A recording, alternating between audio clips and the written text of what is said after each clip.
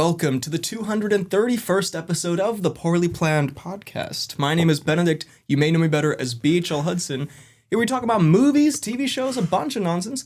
With me as always is my friend, co-host, and Michael Jackson's biggest fan, Frederick. 'Tis I, the defender. Make of that what you will. We'll get into it. We'll get into the Michael discussion. We'll get into the movie Michael and all Tito-adjacent subjects. Yeah, that being most of the movie Exactly. Michael. It's a Tito movie. It's the Tito film. We did see the movie Michael. We had some thoughts.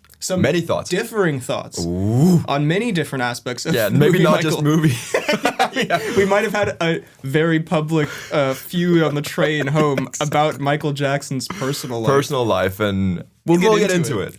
Maybe not as much as we got into that on the train. We won't be yelling as much as we were. I'm sure people were kind of looking at us, being like, "What the fuck? What you talking about? What you saying right now?" But yeah, we're talking about a bunch of stuff because it is our up-to-date end-of-month pod. Yes. My favorites. We're reviewing all kinds of stuff from the past month. We're talking about The Boys Season 5, the episodes that have been coming out.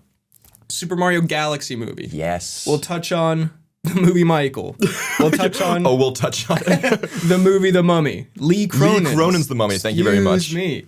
Actual title. Yeah. We might talk a little bit about Daredevil Born Again, maybe touch on Invincible briefly, and we got some news as well. It's a crazy episode. Oh my god. You're not ready for this episode. I'm getting excited. There are time codes down below. You can skip around as you please. By the way, just to address the elephant in the room. Yes. To address the Tito and the Jackson. So to speak. I did doing some spring cleaning, and I found in my closet. I don't know why this would be buried in my closet. I don't know why I would never have this hung on my wall. But I am in fact wearing, if you're listening to audio only, the Poorly Planned Podcast T-shirt. And can we just see the shoulders as well? Oh, you can see the shoulders. So on the arm actually shirt, terrible. I have the logo for FDK Gaming, the old BHL Hudson logo, and on the back it does in fact say, "I'm gonna eat your wife, Tom Cruise." Tom Cruise, which is a reference to, if you're a new listener, there used to be a bit we would do. There used to be a Tom Cruise eating your wife bit. It was a classic. It's a classic. Pretty one. Self-explanatory. He eats your wife. It's that was it's really clever. Most of the bit. This was given to me by Lele several years ago, actually. For Christmas. Incredible gift. Unironically. Not in the good, incredible way. This is a super peak shirt. Yeah. I will say, if it did not have the "I'm gonna eat your wife" message on the back, I would unironically wear this in public. This would be super cool. Can I just... But it kind of also... super cool about these shoulder pad things. I mean, there's those... Dare I say, I think the "I'm gonna eat your wife" adds to the shirt. Kind of and I would wear it more in public because of it. That's true. I would wear it to the club with that, yeah. So you're very good conversation started. No, it is a peak shirt. And to be fair, I think the messaging on the back does make it more pod. It does. Pod adjacent. But anyway, we're going to talk about some stuff real quick.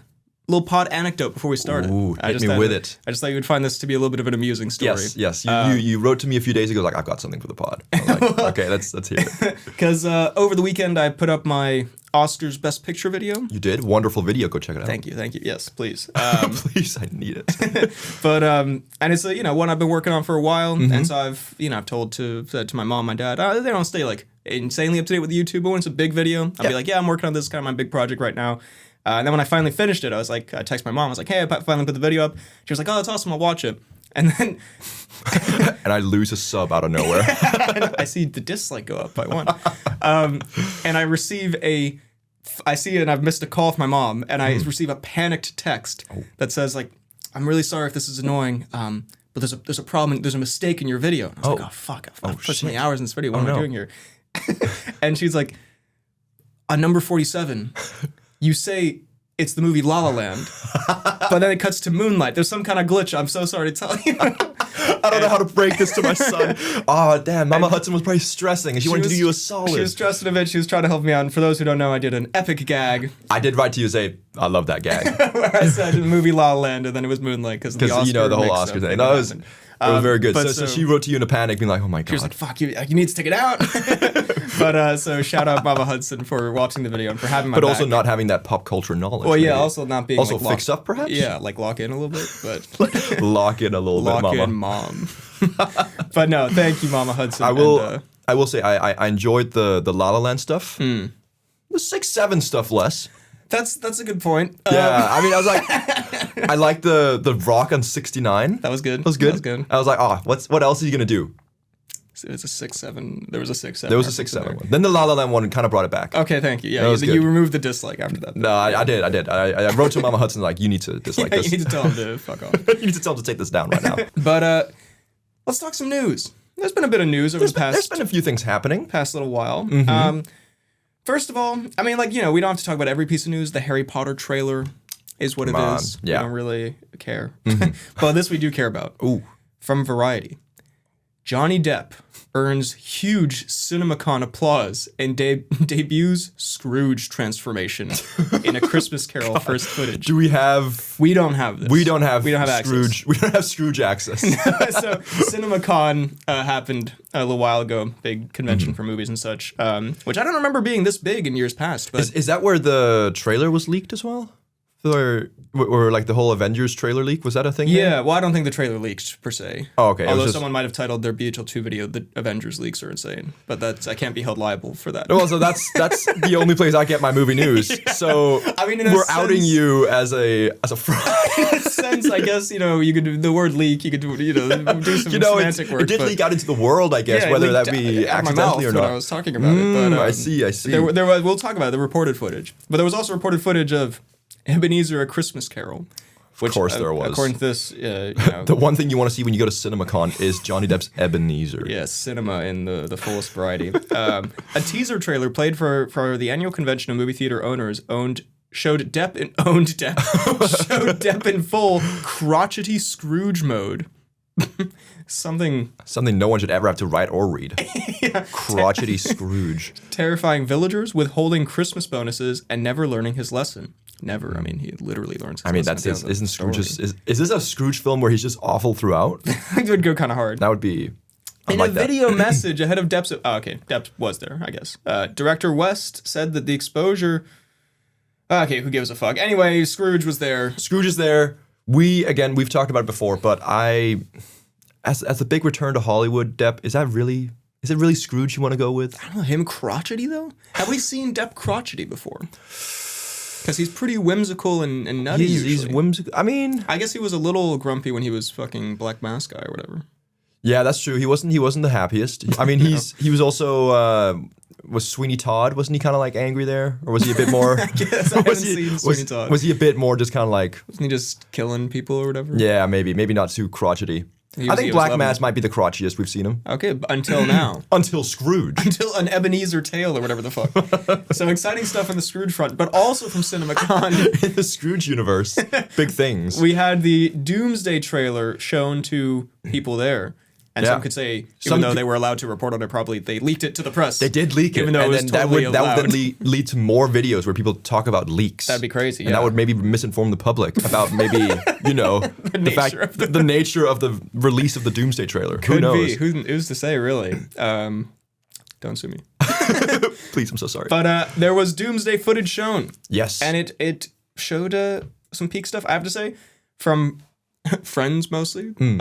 I've caught some flack for my excitement for the movie Doomsday because I'm cynical on many other things.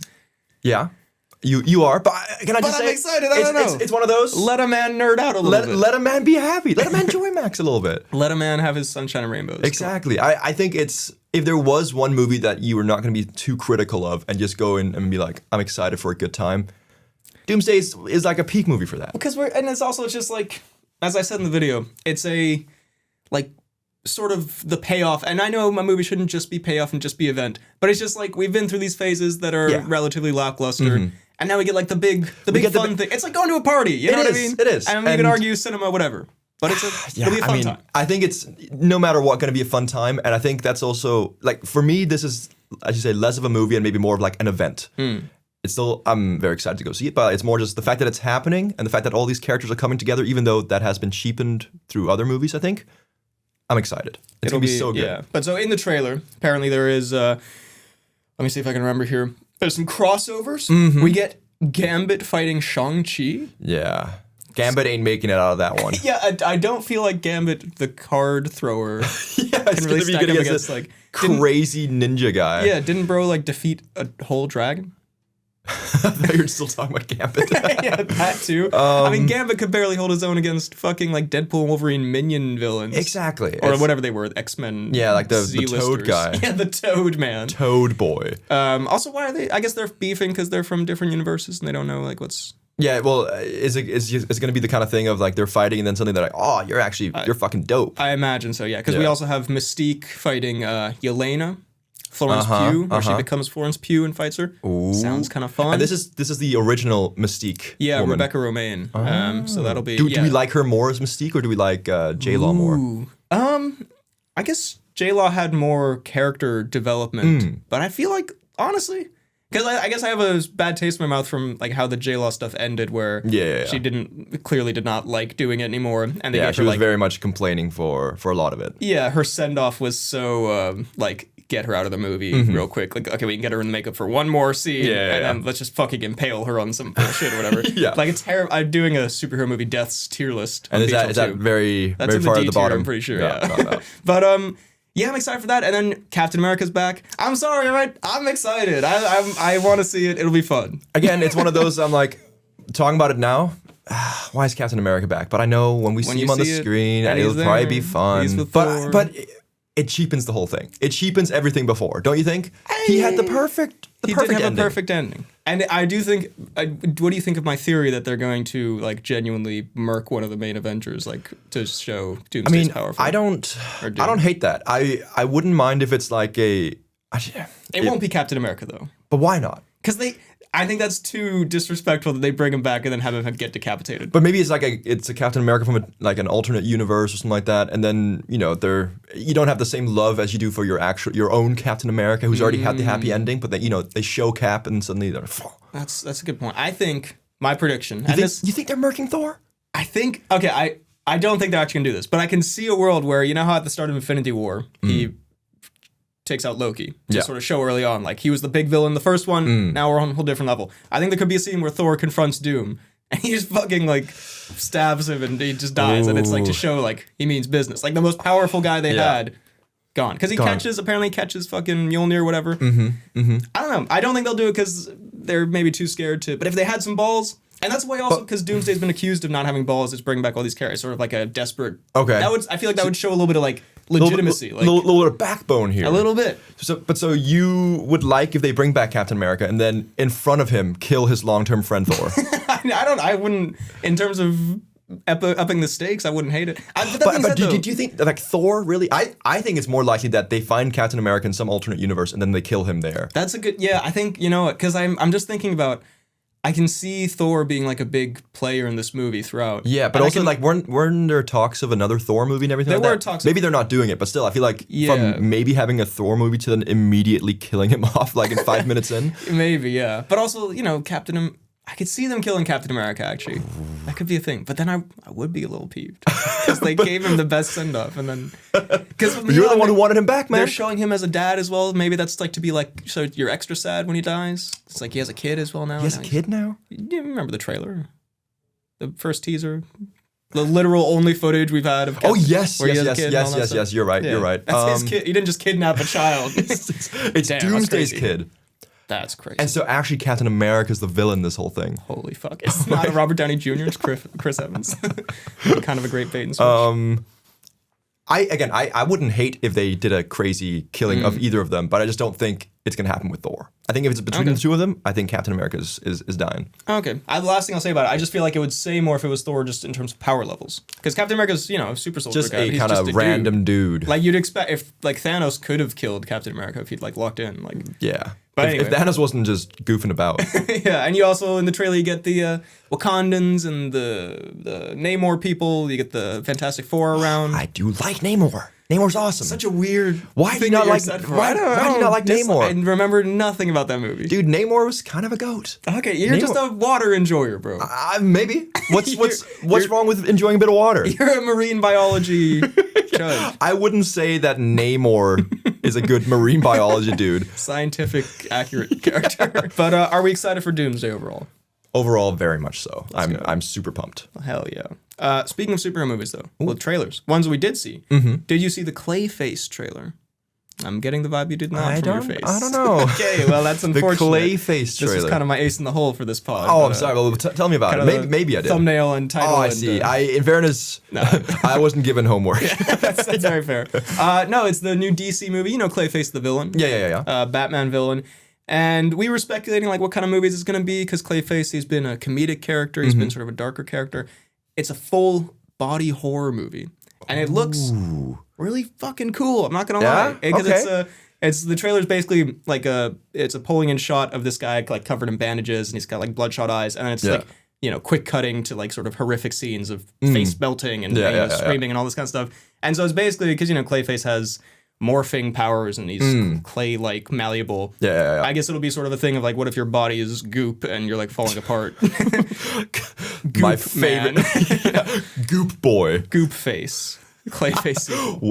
It's a movie about being goopy. Yeah, sounds peak. It sounds kind of great. It looks really good. Who's playing Clayface? It's kind of, no offense to him, like a no-name guy. Oh, yes, it's a kind of goopy looking man. Sorry, bro. Yeah, they kind of typecast like a goopster. Now he has like a pretty defined face, but I guess that's why like it makes him more goop-like when he melts. True. But I also think it's cool because we're in James Gunn's DC universe with Peacemaker and Superman. Yeah, and we're getting a variety. I know I do like there's some comedic shit, there's some horror shit coming. I think there's some straight up action. Yeah. Good holistic kind of things to choose from. Clayface movie? Never thought we'd see the day. I'm so happy. Yeah. But I think you also touched on this in a BHL2 vid. I do like that he's not afraid to take some of the a bit more obscure characters and just have fun with it. Yeah, and I think it's proven that, like, because a lot of people will see this trailer because it's a quite, like, effective trailer. They won't even clock that it's, like, a superhero thing. They'll just be like, Clayface, that sounds like a weird, creepy horror movie. And I think it'll tap into that because people have talked about after superhero movies are done, what's, like, the new thing. And horror movies have always been a thing. But I feel like, as of late, horror movies have kind of been, like, pretty... And now we merge the two. Well, yeah, I think you tap into, like, that kind of, again, just be creative within that kind of stuff. I like it. I'm here for it. Real quick, I just want to, there's not really it's kind of a news thing, but Moses want to throw this in as a like on the record type of thing. Okay. Just because the Warner Brothers Paramount thing is going through and we don't have to get into like the logistics of it, but it's just because I made a video about when Netflix was going to buy Warner Brothers and I was like, man, this is terrible, whatever. And I don't know, I haven't rewatched the video, but I don't know if I stressed that like, just want to be very clear, Paramount buying them is also bad, if not substantially worse. I just want that on the record. That because I'm not like, go Paramount, hell yeah. I love the Ellison family. Don't we all? Yes, I just want to put that out there. Okay. Speaking of covering my ass here. Speaking of also slightly controversial topics, but I thought, fuck it, why not? Because it's also extremely pod coded. Oh. Lay it on me. And we could have saved this for the Tom Cnews, but we've got so much other Tom Cnews. I'm putting it in the news. Yeah. Oh my god. We're always starved for Tom Cnews. Now we got too much. We literally have, including this, I think 4 pieces of Cnews. It's insane. This is insane. You said this was going to be a big boy pod. Oh my goodness. I did not know what I was in for. But I saw this briefly on some social media, and we also got it sent to us from Declan. Have you heard of the Scientology speedruns? What in the world is that? You haven't? I have not heard of the Scientology speedruns. It's a new meme, new trend. And because I'd seen like, you know, I'd seen memes referencing it, like when you get to level 4 of the Scientology speedrun. Possibly be? And like a health bar appears above Tom Cruise or something. But then I looked it up. I watched a explain video and basically, it's just people have gone to the Scientology headquarters in LA. Okay. And I guess because, you know, it's quite secretive and like locked down. And they just like, it's like a group of guys and they just run through it and try to get as far into the building as they can. I thought they were like trying to infiltrate and see how far into the organization they could get. No, it's like quite literal into the building. Actual speed run. And like the Subway Surfers music is playing and it's like level 2 of the Scientology speedrun. And I mean, that's actually so funny. the videos, and you see like the staff like, like, what are you doing? Yeah. And so, I mean, we have to talk about it, I feel like, because first of all, I mean, the response has been overwhelmingly positive from the public. Like a lot of the comments they are love like, it. I hate when people like disturb normal people and break into their offices, so I love this. Yeah, exactly. And I also thought we could relate to it a little bit because of our own Scientology incident we had a few years ago. We have had a few Scientology incidents. I don't think we've actually said it on the pod explicitly, but I feel like this could be the time. Do you wanna lay it on the listeners? Because back in the day, for Pod 100, our magnum opus in many ways. Exactly, the greatest piece of media we've ever created. Unironically, probably. Kind of peak.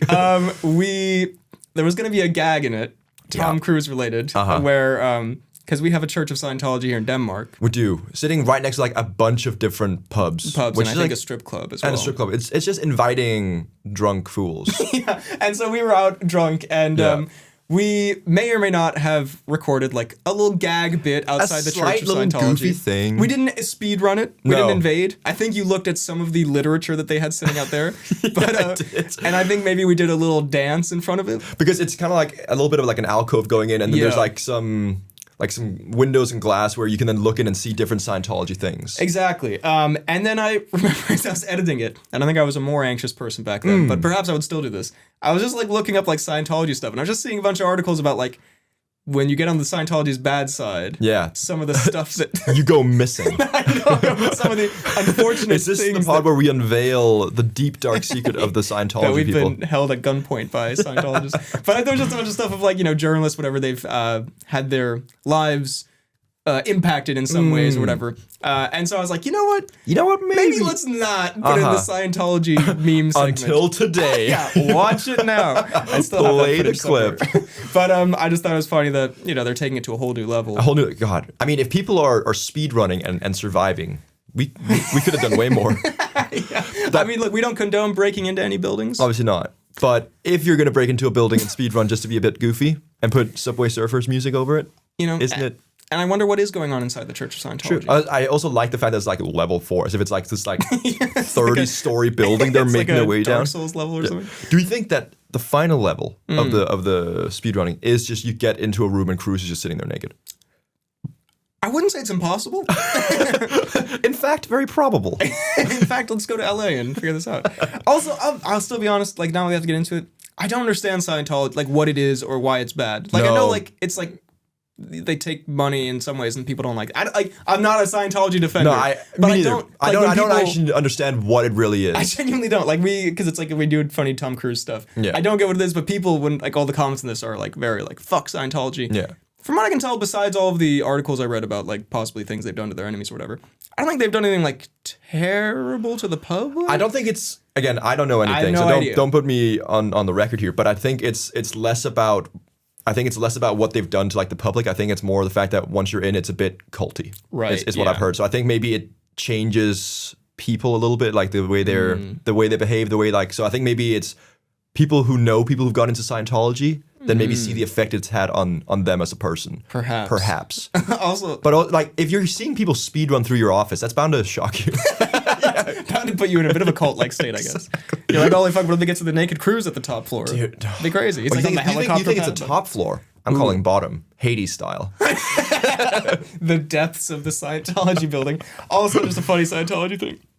When I was in LA, I was at this like dinner party, and I was like in a group of people, and I was telling some stories, making some jokes, and I made some joke about Scientology, and like everyone kind of chuckled, and one guy was just staring at me like. I was like, oh fuck. Oh shit. Is bro a Scientology? I am in LA after all. There's stranger things have happened out here. Where was Scientology like birthed? I honestly have no idea, but I feel like in LA with actors and such. Yeah, like it could be this hot It was spot. Cruz at the party. Yeah. Okay, that makes sense. Yeah, I mingle. I was networking. We move on. Yes. To some reviews. Ooh. For the stuff that's been happening this week. Also, real quick, I'm actually just gonna grab my water. Ooh. Reviews and such. Yes. Shall we talk a little bit about The Boys Season 5? I think we should. What are the boys cooking this time? So we've watched What Are the Boys Doing?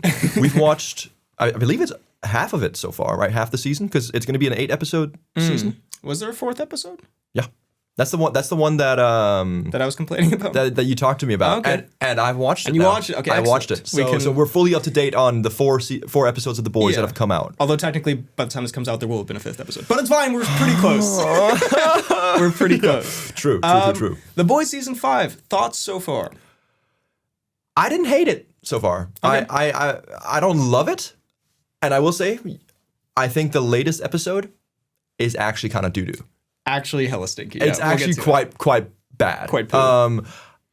It's one of those that it's a weird show because I've kind of lost touch with how much I actually care about it. I'm watching it and I'm thinking, okay, I'm excited to see where like the overarching story ends. how they're going to tie it all together. But there's so much stuff in between that I just don't give a shit about. Like every single time Huey Campbell opens his mouth, I genuinely just tune out because I find it to be the most boring exposition shit. It's always the same stuff. Well, yeah. Every single season, they always do the same thing that they have a fight, then Huey goes all like, oh, I'm not going to do this. And then he's like being holier than thou. And then they end up being fine at the end again. And it's just like, I've played these games before. Some could say, yes. Exactly. And it's just, and a lot of the other stuff like Mother's Milk, a lot of those characters, like the charm they had in the first few seasons is slowly becoming a bit thin. Yeah, I agree. I think the first couple of episodes of the season, I was pretty on board with. Yeah. We get the spoiler alert. A-Train meets his demise. Yes. I thought that was a great scene. That was a good scene. And a great character arc. I thought The Deep had some funny moments. The Deep does have some funny moments. Kind of low-key carrying the show. Kind of the best character. I do really actually love The Deep. And I do actually like the satire stuff more now. I think last season it was really obnoxious and kind of in your face. And I guess now, we talked about this, because we're now in the second Trump presidency, it has like a little bit more bite to it because it is actually relevant. Yeah. And I think they have some funny stuff. I think like the mega church guy is kind of funny. The guy who, with like the voice projection stuff, he is quite fun. And I like the Homelander, like, the God complex Homelander arc. Yeah. But I agree that, and we'll get to just the one specific episode that sucked so much fucking ass. But like, I feel like it's, if you look at season 1 of The Boys, I feel like we'll look back on the show and be like, man, that could have been something really cool. Yeah. Because like, in terms of both story and also, I feel like tension and like power levels and stuff, it's just gotten so repetitive and less dramatic. Whereas I remember the first season, they kidnap Translucent, they're going to kill him.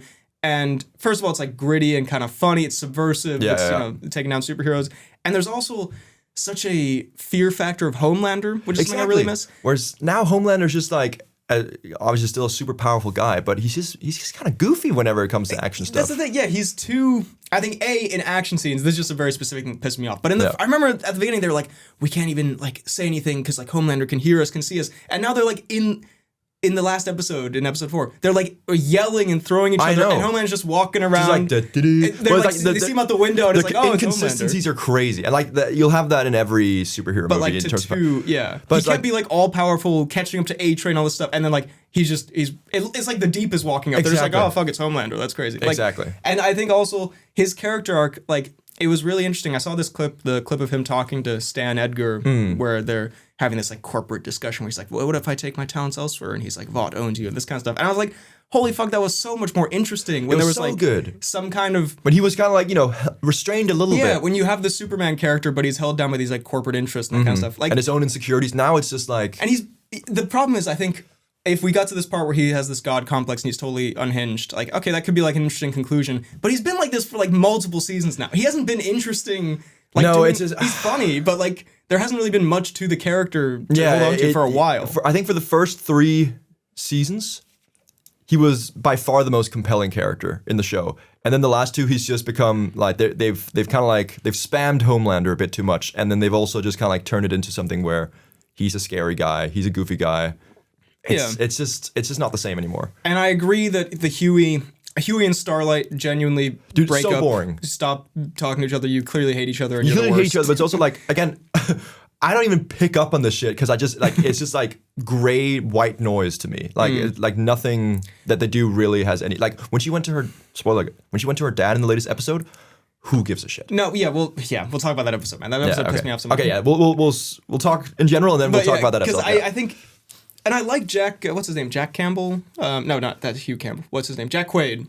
I like him a lot. I think he's likable. Yeah, I think he's like a good actor Aaron as well. Moriarty and stuff. But you're right. It's the same thing over and over again. This like the boys don't like each other, and Butcher, and they're so unlikable. I guess the main thing is with this season, I was like, I actually don't care about any of these people. Yeah. When inevitably Frenchie, and Kimiko, Huey, they all get fucking annihilated by Homelander. Get murked.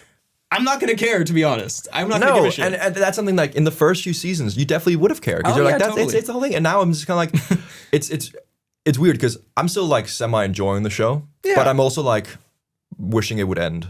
Yeah, well, it's stayed past its welcome. And the last episode, Loki, this turned it all around for me. I was kind of on board for the first 3, but now I'm this negative because exactly. Let's talk about it. First of all, the Starlight B story. Boring as fuck. And bro, we have like 4 episodes left. What the fuck are we doing with this? Like, but why are we season 2?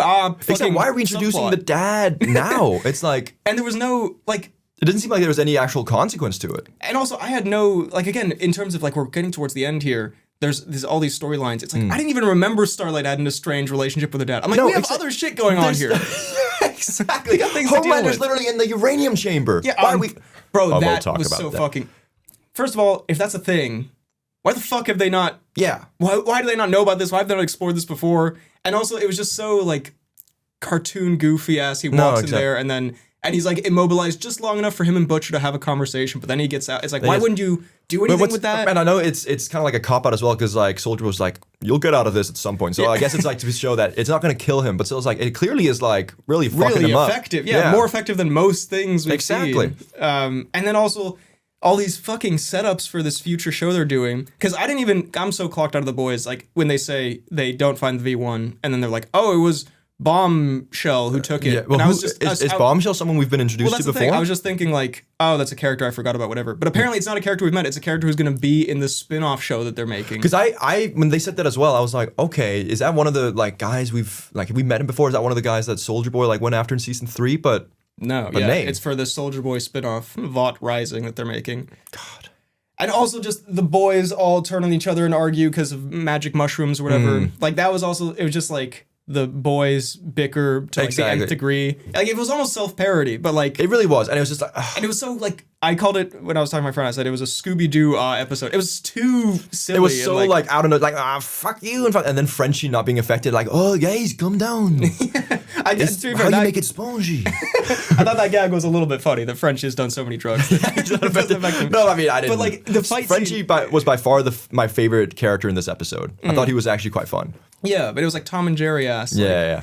And then my biggest problem with this whole episode was the way they just completely flipped Soldier Boy's character on his head. Yeah. Again, like, I know he's a terrible guy and you shouldn't be rooting for him, but like, I like the fact that he's just kind of like unapologetically like a complete douchebag and just kind of like, you know, very set in his ways in the olden times. And now he like becomes this kind of like insecure guy who like is just like, well, you know. It seems like they're trying to like, again, they're setting up the spin-off with him. And so they're trying to be like, well, he can't be too villainous because he's going to be like, I guess, the main character of this show, maybe? It's like they're trying to give him like more, it's just, even if they gave him more humanity, it was just poorly done. Because also, even when he's being funny or whatever, this is the problem I have with the boys' dialogue in general, it's too much now where every line they're just like, this room smells like if Bumblebee jacked off in a garbage can. Yeah, exactly. I want you to gargle my ball sack. Yeah, like actual Soldier Boy thing. Every line Soldier Boy says, like, it used to be kind of funny, but every line he says is like, this is like that time I had a threesome. It's like a fucking Family Guy cutaway setup. It's true. It's but like at the same time, like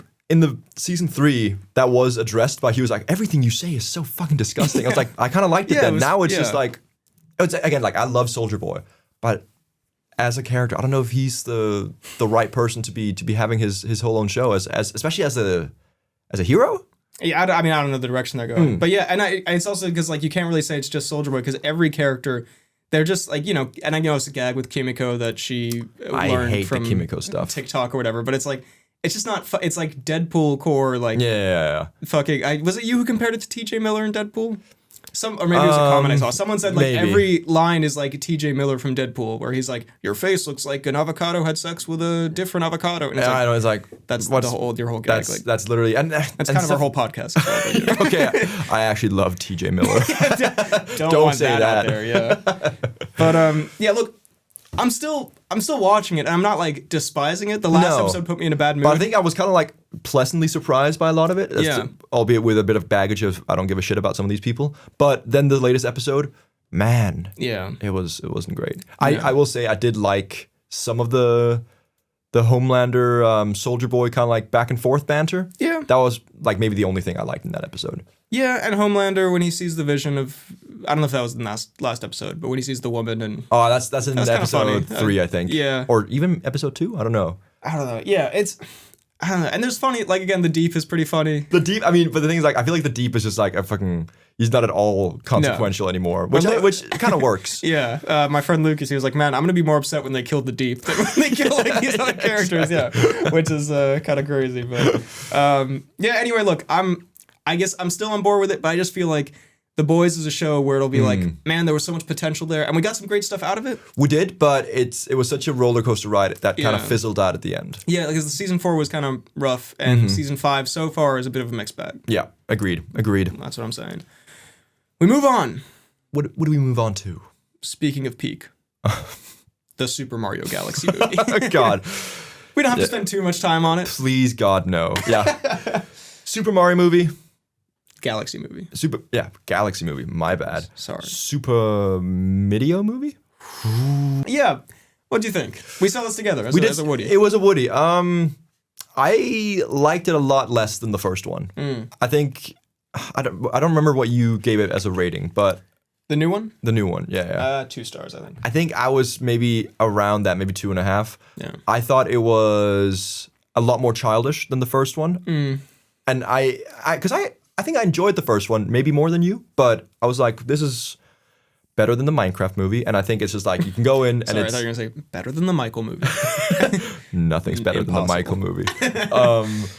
And it was just like a fun time that you didn't have to think too much about. Whereas this one, I thought was a bit of a slog to get through. I thought a lot of the jokes they seemed very like focused on for children, and that's fine. You know, it's not a movie made for us, but I thought the first one was a bit more accessible for more people. And I thought that a lot of the charm in the first one, which was largely, you know, Jack Black's Bowser and the kind of like the Luigi Mario dynamic, was kind of like not really there in this movie. And they also spammed Yoshi a bit too much. I could have used a bit more Yoshi, to be honest. You could use more Yoshi? He like fucks off for half the movie. Yeah, well, okay. They spam Yoshi a bit too much in the beginning. Where's my goat? Yoshi, like, they didn't really do anything interesting with the Yoshi character. I don't know there's much to be done, also, but still. I would just like us to, because I agree with you on a lot of this, but I just like us to bookmark this for when I call out the Michael movie for not doing anything interesting. You go, but it's the Michael movie, what do you want from it? When you were like, the Yoshi character did not have enough depth to him. I'm not saying that I wanted more. I'm saying I wanted less Yoshi. Interesting. Well, I think the Mario Michael comparison. Yoshi is Tito. Confirmed. Yoshi is the hee-hee. I think I agree with you. Like, I think the first one was also like sort of kids movie. I would not call it slop. That's the thing. I would call this slop because the first one, I remember when it came out, it got a lot of the criticisms that this one's getting. Like, this is made for babies, and don't give me the argument that it's a kids movie, whatever. And I was like, you know what? Like, yes, but also, I think it's like fine enough. Like, I think it was fine by some degree. Was like more Cocomelon, more very like much iPad so. movie. Yeah. Because there's just like the first one has no plot. This has like less plot than no plot. Yeah, somehow it's just like vignettes of, again, like why it's like iPad core. It's like little cute scenes of these colorful characters doing a thing, and then next scene, and like the thinnest of lines tying it together. It was actually such a bad story. No character, and again, you don't need fucking, you know, in-depth character development, but you need you need something. You need something. You watch fucking Toy Story. Watch The Incredible. You can do a real movie. You can even do the like. You can do the first Mario movie. You can do the first Mario movie. It's got like, because, you know, Luigi gets kidnapped, Bowser's a villain, Peach is a whole thing, Mario's out, you know, rescuing shit. Yeah, and it's cool. I still think it has, like, that was still criticism of that movie for me, but like somehow this movie puts it in a more a better light. I think some of the animation was fine. Yeah, it was one of those where I was like, I'm too old to be here. Yeah, exactly. and I thought the Jack Black performance in the first one kind of peak. Jack Black performance in this one, whoa, low-key bad. Really? I mean, maybe not his performance. What was like a... Well, maybe not his performance, but maybe the use of Jack Black. I thought Bowser was just completely sidelined. I know you shouldn't have only Bowser in focus here, but I was like, he was definitely my favorite part of the first one, and it seemed like they tried to capture a bit of the charm of him in the second one again, and I did not think it hit. Damn, but they had Bowser Jr. this time, voiced by our goat Benny Safdie. Benny Safdie, the Hollywood goat of all time. Benny Safdie was one of the better parts of it. Benny Safdie... we didn't expect it, but he was actually fine. Benny Safdie, you might be retreating from the fraud watch that you were on from making Benny Safdie, you might be my new goat. I don't know. But you know what? If you pull it off in the Odyssey, you might be a top 5 actor of all time. Give this man 16 Oscars right now. Benny Safdie to receive the Tom Cruise honorary Oscar. Benny Safdie to receive the Medal of Freedom. I thought he was fine. I thought he was pretty decent. He was pretty good. Yeah, Mario movie, stink. Yeah, not great. Poop. Stink poop. I saw the drama, but you haven't seen it, so we can kind of skim over it. Is that Pattinson and Zendaya? Yeah. What's that about? Well, you can't really talk about it without spoiling the thing. I doubt I'm going to watch the drama. Or should I?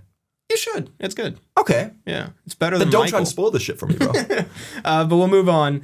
Another Woody movie. We've been on a Woody mad one this month. We have. A Woody mad one this month. I don't know about all that. And by mad one, I mean seeing hella mid movies, because we engaged in Lee Cronin's The Mummy, directed by Lee Cronin. We did. Did you know who directed it, by the way? So Lee Cronin's The Mummy is directed by who? Jack Black. Jack Black as Bowser. Benny Safdie. Lee Cronin's The Mummy. Yeah.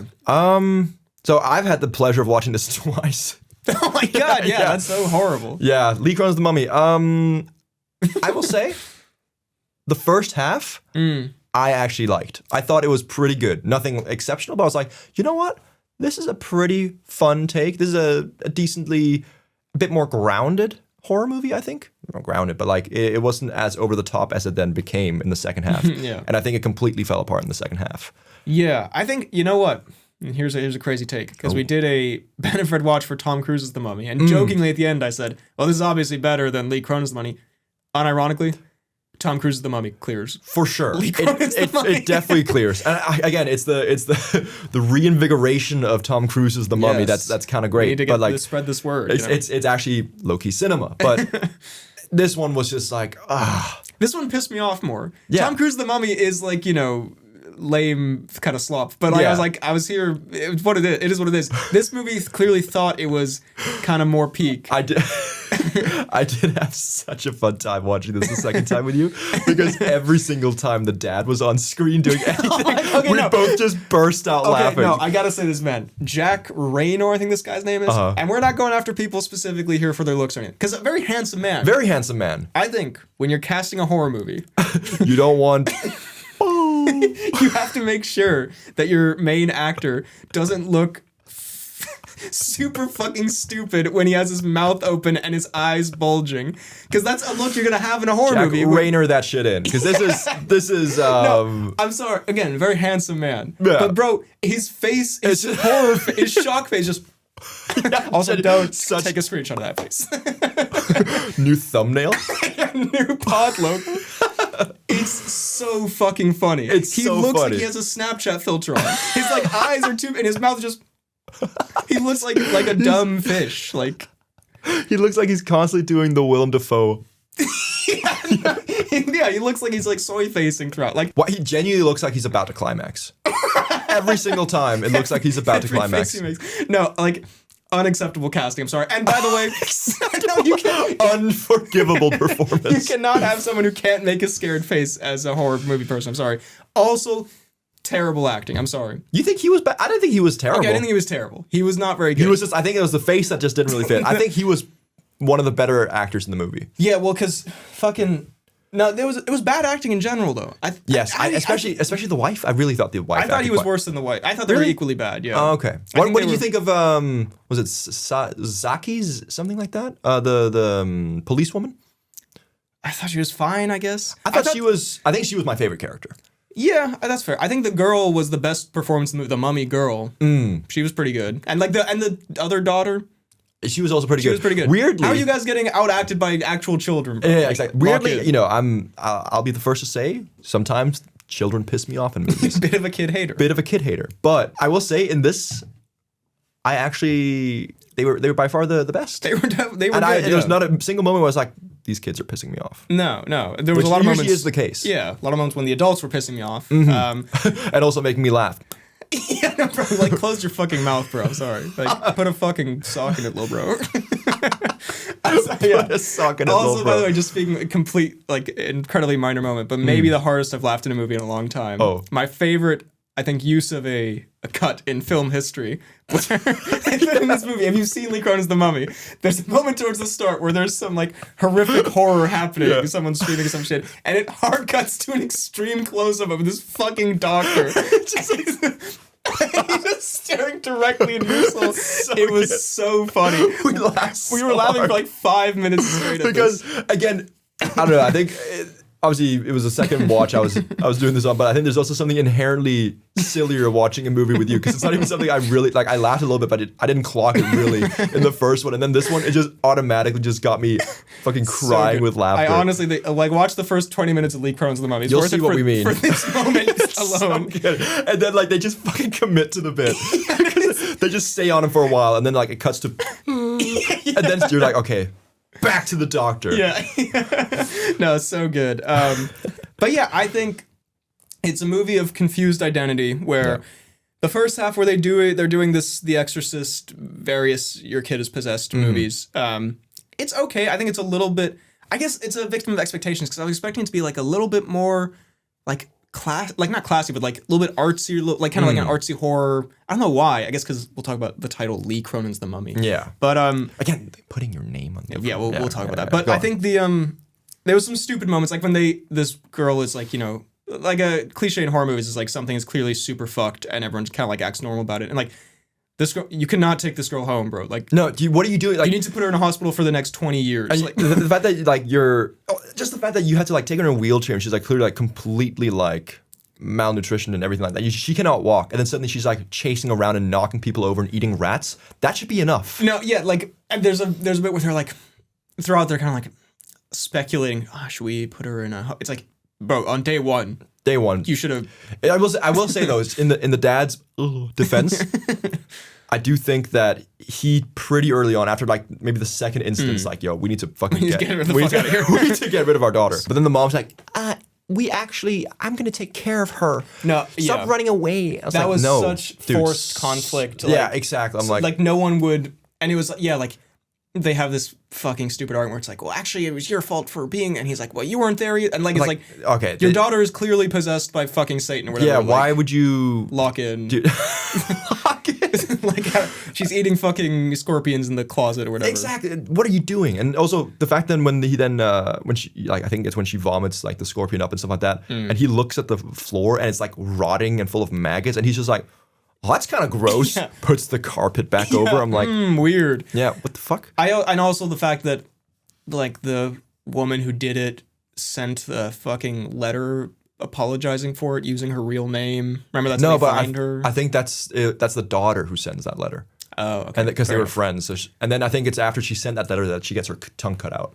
Oh, okay. I did not clock that. Well, to be fair, we're trying to talk about the positives here. The first half, there were some creeps, some spooks. There were. But then it like, and again, this pissed me off more than anything in Tom Cruise's The Mummy.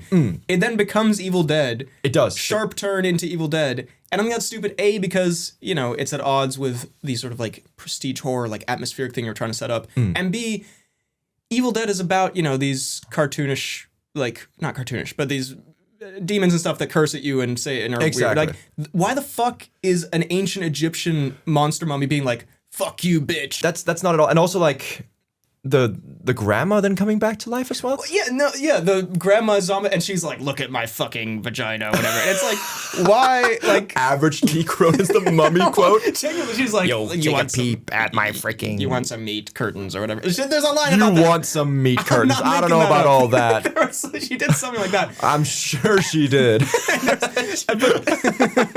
There's like, this sort of like Freddy Krueger Evil Dead, like what if the thing is like rude and mean or whatever, but it's just like, well, it doesn't tonally fit and doesn't story-wise fit. No, you have to commit to one or the other. Yeah. And I think the one you should commit to is the one you did in the first half. Because like I think Evil Dead works if you just fully commit as an Evil Dead movie. Because I liked Lee Cronin's the Evil Dead Rising or something like that. Yeah. I thought that was a pretty fun movie. Yeah. But it just did not fit at all here. No, and I also then it transitions out of Evil Dead into like actual low-key Tom Cruise The Mummy, like slop. Like the final fight, like there's a shot of where the door opens and it's like the mummy girl and she's floating a bunch of sand. And I was like, this shit looks like actual Dark Universe core. Like this is like exactly so bad. And also it pissed me off that scene, clearly kind of the centerpiece scene or whatever, this funeral sequence where the girl crawls out of the ceiling and eats fingernails or some shit. And it was because I hate when a movie is like, isn't this fucking cool? And I'm like, I'm a total bitch with horror movies. And I was just watching it like, I was like, this is whatever. I would say like I think the only thing I enjoyed in that scene was like the youngest kid kind of like taking her teeth out. Like that was kind of disturbing. And then like with the dentures in afterwards, that was pretty creepy. Everything else, I was like, this is so doo-doo, bro. Yeah, and on the ending, the fucking like goofy ass like I don't know. They spoiler alert. They have some. What is it? They bring the dad, who's now the mummy, to... Yeah, I thought it was going to have a dark ending where it's like, and now the dad, he lives in a sarcophagus forever for his daughter. And I thought that would have been, again, I wouldn't have saved the movie at all, but I think that would have been a pretty fine ending. Could have been kind of like Weapons Core, how at the end of that, they're like, some of the kids are even talking now. Or yeah, exactly. Like, Whereas like, this is like, they're still like, as a family, and they're like kind of communicating by Morse code, fine. But then like, I want to talk to you about my husband, Zaki. Let's save him immediately. It's like, okay, so that whole sacrifice was just kind of like, whatever. Wasn't a sacrifice at all. No. And finally, the thing that I think pissed me off the most, Lee Cronin, little bro, get your name off this fucking movie. Get your... Of all the movies to put your name on, little bro. It's also like, it's as if you're doing some like super prestige universe thing right here. It's like, it's your own take on like The Mummy. It's like kind of obscure. I don't know. And also, you're obscure Lee Cronin. Yeah, Lee Cronin, you do not have the swag. What else has Lee Cronin done apart from Evil Dead Rising? Nothing of note. Exactly. No offense, bro. But like, Lee, and I read an interview or something where he was saying like it wasn't his idea. Like they approached him with the idea, and he was like, okay, sure. But I mean, is that a name that sells? But no, I'm like, was this like a like legal thing? Because they're making a new The Mummy with Brendan Fraser. Was this like to differentiate, or not even legal? Was it like to make it different? But there's because I think it was also called something else. It was called like The Girl in the Box or something. And then Lee Cronin's The Girl in the Box. That would be a bit problematic. That raised some questions. But like, just also why? Like I guess because I feel like it's like some weird trick where you see it and it's meant to trick the public into being like, oh, Lee Cronin, oh yeah, act like you know him. No, it's kind of like like Tom Clancy's Rainbow Six Siege. Yeah, I'm like, oh, Lee Cronin, and he kind of has a creepy sounding name, Lee Cronin. It sounds like it's horror. Just in terms of on paper, it's a good name to have on because it's like Lee Cronin. That could be the Mummy.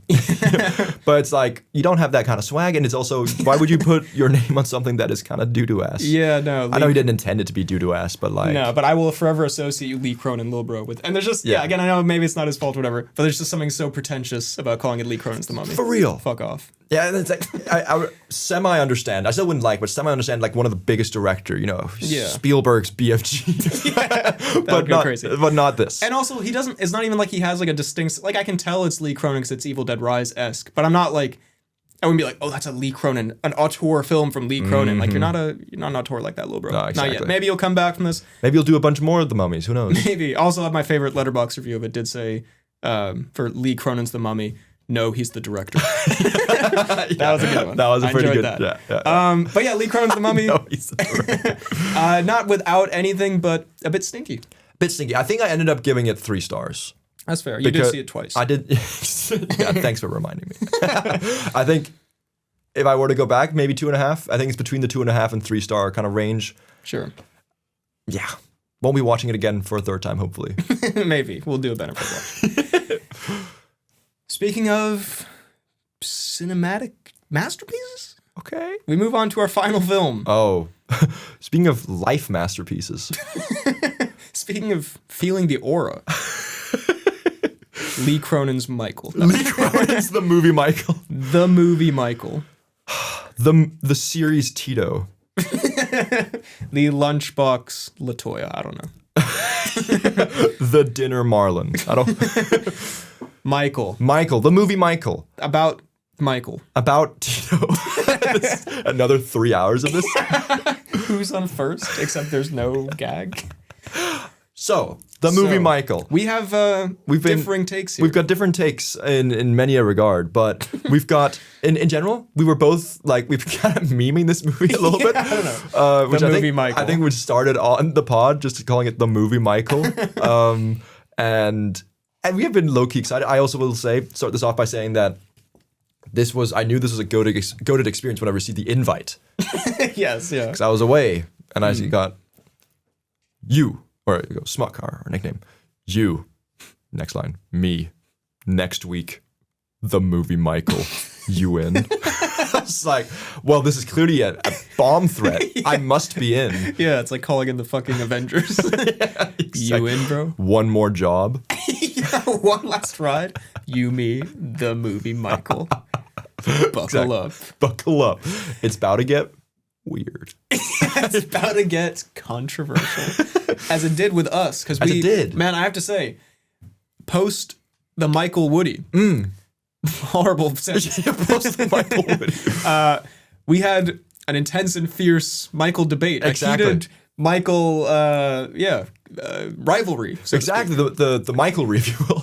the Michael, it went kind of crazy. And this was only a few hours ago, because we're doing this the next morning. So still fresh in my mind. So should we talk first of all about the movie Michael? Let's talk about the movie Michael. Because we had disagreements about this. Yes, well, the thing is, like, I think we had disagreements, but I think through our heated debate, it did, I think our differences... morphed into more about Michael the man. I think it turned into more Michael the man than Michael the movie. I'd like to say, on the way home after that, yes, I read a Rolling Stones article about like a history of the. It was about the allegations. That was what we were arguing about. The history of Michael's allegations. Yeah, and I think we're not going to have the same kind of debate on the pod, mostly because we had a debate. Not a debate. I don't know much about it. I didn't, especially beforehand. I read this article, and the conclusion that I've come to. Fuck it, we're doing this up top. Okay, do it. The conclusion I've come to is obviously, as with anyone, you cannot know for sure. No. And there are, I guess I can see how there are such two distinct sides to it, because there's a lot of weird shit and a lot of stuff that is like suspicious and a lot of, things piling up and multiple people and all this kind of stuff.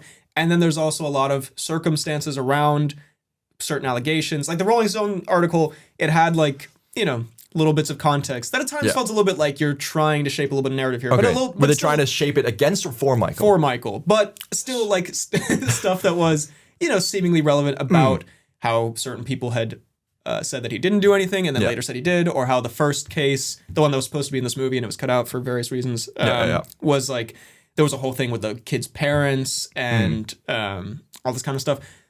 And I think the guy, Michael Jackson, it centers around, and this was a lot of your point about it, not that, to be clear, not that either of us are saying definitively he did or he didn't, but we were a little bit on we're just talking here. We were just talking, but I guess I'm more suspicious. But the point that you made of like, he clearly was, and this is a point a lot of people have made to me when I talk about this, he was such a weird, unique character that anyone else, this is something I was saying a lot, was like, if anyone else did this stuff, sleeping in beds with little boys and stuff, and had these allegations, everyone would be after them, but because he makes such good music. But then also, the counter of that, and I'll let you go here, is that he's not anyone else. He was such a unique guy that perhaps he is the one guy who could be doing this stuff without it actually being weird.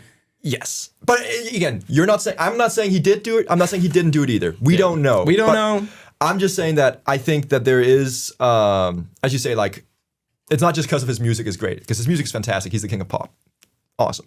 But because he had such a messed up childhood, and because I think it was very like documented that he was basically like in his head like a kid until he died.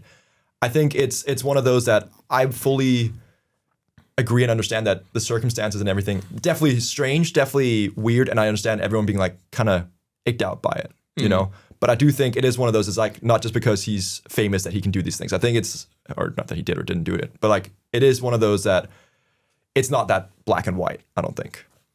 You had to slide in the Michael reference. There's a little, it doesn't matter if you're black or white reference. Yeah. Yeah, it's, no one can say for sure.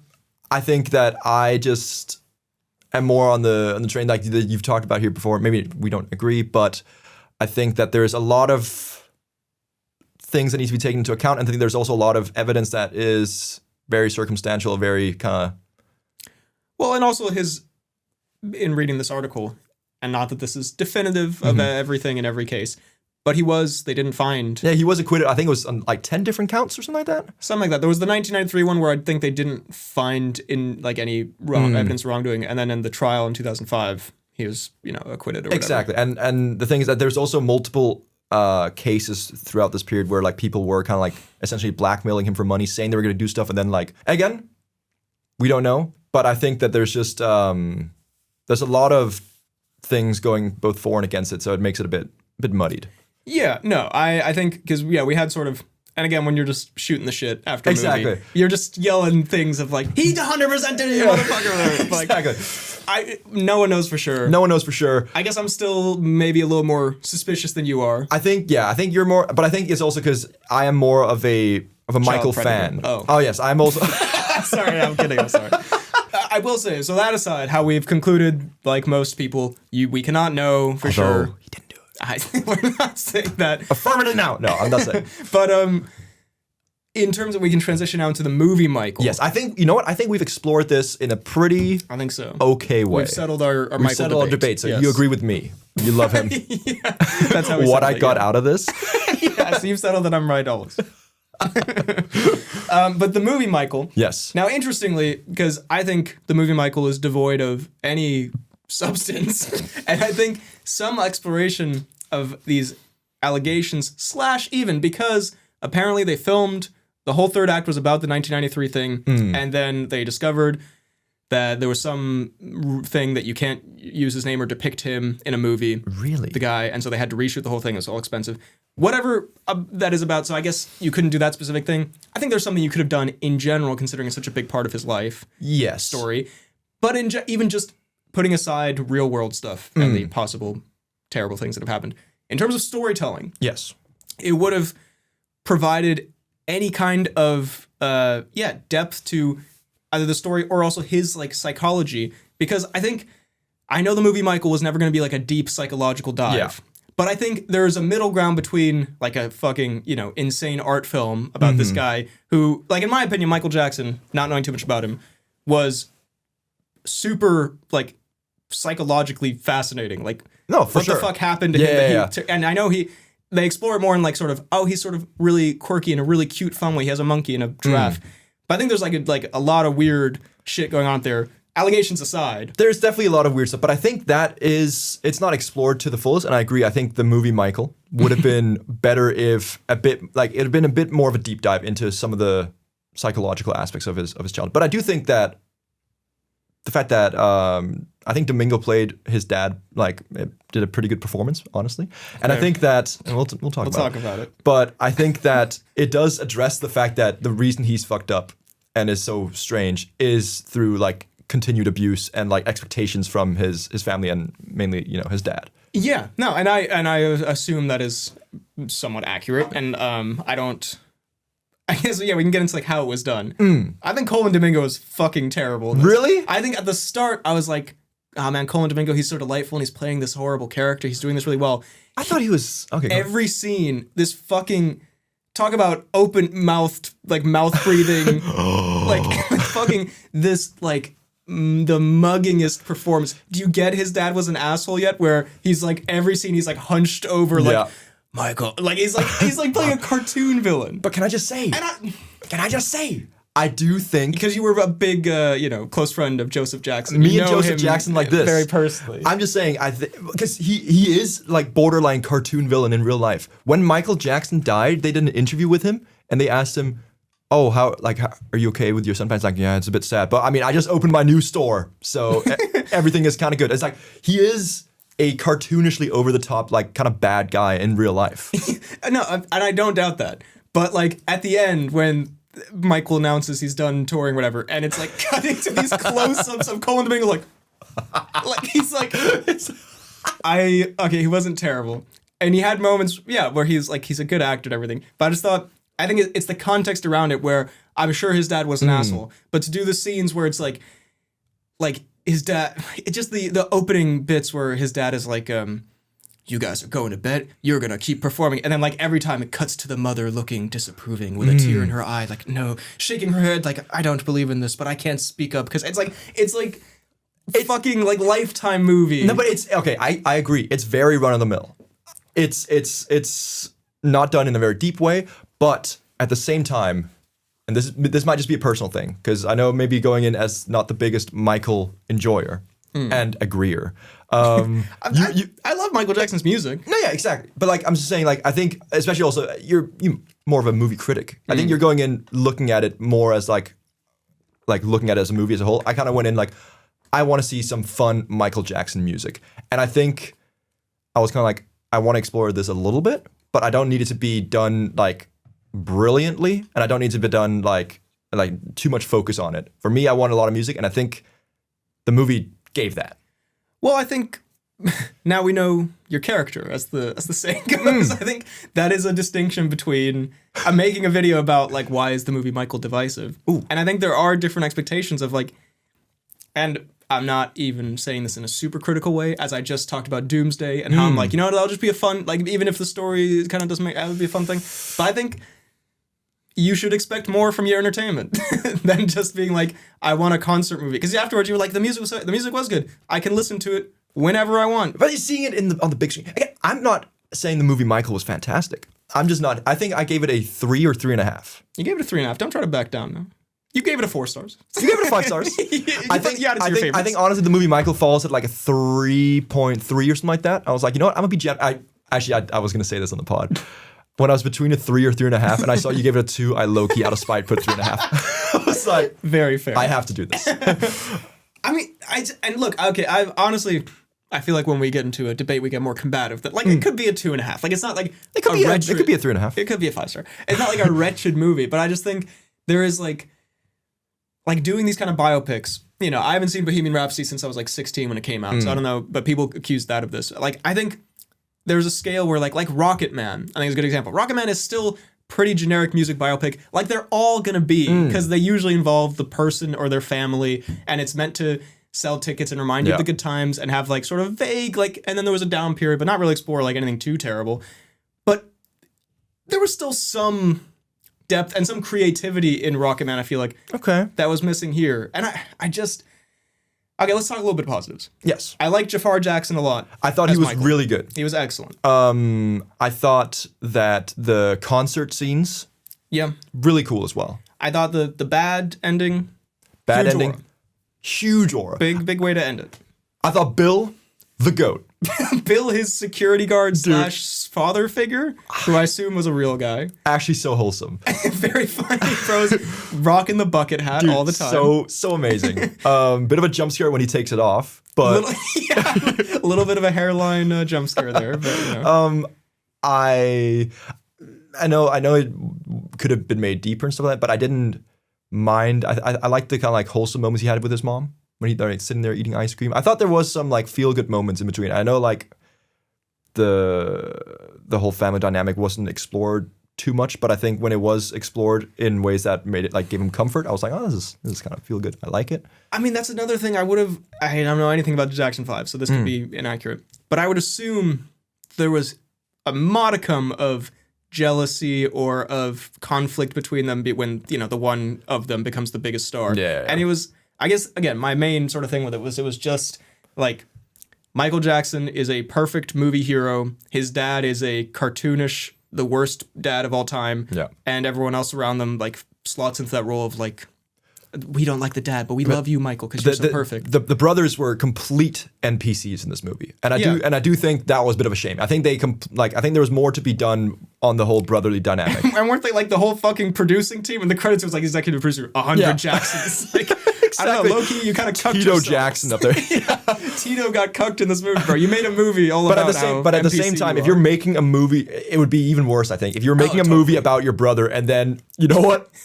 Tito Jackson, will star as the main person here. No, that is very fair. Also, for the record, I don't know anything about fucking Tito Jackson. Me neither. His name is kind of hilarious. Tito Jackson is, I don't know. Tito Jackson just got also, I think parts of it looked bad. I think the concert bits when it's on stage looked cool, but then when it's like a wide shot or when he's standing on the car and Mike Myers is looking down at him, I thought that looked like weird green screen. And I think the monkey looked bad.